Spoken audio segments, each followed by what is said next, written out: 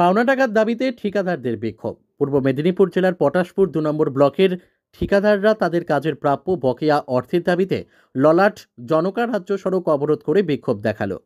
সোমবার পটাশপুর ২ নম্বর ব্লকের প্রতাপদিঘিতে বিডিও অফিসের সামনে অবস্থান বিক্ষোভে বসেন ঠিকাদাররা। তারপর পটাশপুর ২ নম্বর ব্লক অফিসে গেট লাগিয়ে রাজ্য সড়ক অবরোধ করে দীর্ঘক্ষণ বিক্ষোভ দেখায় তারা। আমরা দীর্ঘদিন ধরে প্রায় 4 বছর হতে যায় আমরা 100 দিনের কাজে যে পণ্য সরবরাহ করেছিলাম সেই বাবদ আমাদের যে পাওনা টাকা আমরা পাচ্ছি না। প্লাস সুপারভাইজার আজকে জড়ো হয়েছেন, ওনারা একদিকে যেমন ওনারা কাজের পয়সা পাচ্ছেন না, তেমনিভাবে ওনারা কাজ থেকে বঞ্চিত হয়েছেন। ওরা প্রত্যেকদিন সুপারভাইজারের কাজ করে তারা কিছু পারিশ্রমিক পেতেন, সেই কাজ ওনারা পাচ্ছেন না, প্লাস বকেয়া পাওনাও পাচ্ছেন না। আমরা ভেন্ডার্সগঞ্জ যারা পণ্য সরবরাহ করেছিলাম 100 দিনের কাজে, বিভিন্ন উন্নয়নমূলক কাজে, ঢালাই রাস্তা বলুন, ব্রিজ বলুন, বনসৃজন, প্রত্যেকটা কাজে আমরা যে পণ্য সরবরাহ করেছিলাম সেই সকল পণ্য সরবরাহের মূল্য লক্ষ লক্ষ টাকা, আমাদের হকের টাকা, আমাদের ঋণ করা টাকা, আমাদের অপরের কাছে ধার নেওয়া টাকা, সেই টাকা আমরা পাচ্ছি না। তার দাবিতে আজকে আমরা এখানে অবরোধ করছি। আমরা 2টো থেকে এখানে ধর্ণা মঞ্চে বসছি। আমরা প্রতীকী ধর্মঘট 15 মিনিটের জন্য করেছিলাম। ধর্মঘট এই মুহূর্তে শেষ হয়েছে। আমরা এরপরে বিডিও সাহেবের কাছে যাব আমাদের দাবি দেওয়া নিয়ে। আপনাদের দাবিগুলি না মানা হলে আগামী দিনে আমরা আরও বৃহত্তর আন্দোলনে যাব। আগামী দিনে আমাদের জেলা অফিসে ডিএম সাহেবের সামনেও ধর্ণা মঞ্চে বসার সম্ভাবনা রয়েছে এবং কলকাতার রাজপথেও আমরা গত দিনে নেমেছিলাম। আগামী দিনে আরও বৃহত্তর আন্দোলনের মাধ্যমে রাজপথে নামব। প্রয়োজন হলে আমাদের পরিবার স্বজন নিয়ে আমরা এই বিডিও অফিসের সামনে বা ডিএম অফিসের সামনে আমরা আমরণ অনশন করব। এই দিকে আমরা প্রস্তুত আছি। কেন দেওয়া হচ্ছে না আপনাদের টাকা বা কারা দিচ্ছে না? এটা বাস্তবে বিভিন্ন রাজনৈতিক দল তাদের নিজেদের রাজনৈতিক স্বার্থ চরিতার্থ করার জন্য রাজনৈতিক খেলায় মেতে উঠেছে। রাজ্য সরকার থেকে কেন্দ্র সরকার, তাদের দুজনের লড়াইয়ের পরিপ্রেক্ষিতে আমরা মধ্যবর্তী যারা ভেন্ডার্স এবং সুপারভাইজার রয়েছি আমরা আমাদের পাওনা টাকা পাচ্ছি না বলে মনে করি। কতটা সমস্যার মধ্যে আছেন টাকা না? সমস্যার মধ্যে কতটা আছি আপনারা যদি আমাদের কাছ থেকে পুরো তথ্যটা নিয়ে থাকেন তাহলে দেখবেন ইতিমধ্যে আমাদের উত্তরবঙ্গ থেকে দক্ষিণবঙ্গ প্রায় 10 জন ঠিকাদার মারা গেছেন।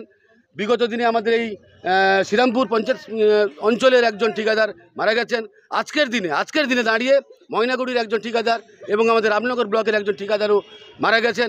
অর্থাভাবে তাদের চিকিৎসা না করাতে পেরে মারা গেছেন এবং বহু ঠিকাদার আত্মহত্যাও করতে বাধ্য হয়েছেন।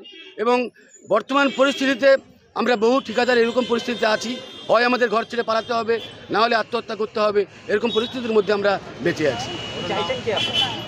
আমাদের টাকা পাওনা টাকা দিয়ে দিলে আমাদের সমস্যা মিটে যায়। আমরা আশা করি পাওনাদারদের টাকাগুলো মিটিয়ে দিয়ে আমরা স্বাভাবিক জীবনযাপন করতে পারবো। আমার নাম প্রশান্ত মাইতি, আমাদের জেলা ঠিকাদার ইউনিয়নের আমি সহ সম্পাদক।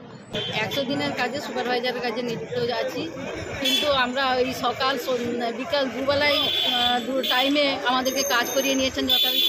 সেই রোদে তুলে আমরা কাজ করেছি, কিন্তু আমরা একটা টাকাও পাইনি। কেন পাননি? পাইনি এই যে রাজনৈতিক খেলা, কেন্দ্র সরকার রাজ্য সরকার দুজন মিলেই এই কাজটাই করেছে। এখন কে যে সঠিক করছে সেটা আমরা এখনো পর্যন্ত বুঝতে পারিনি। আজকে আপনারা পদ অবরোধ করলেন, কি কি দাবি নিয়ে?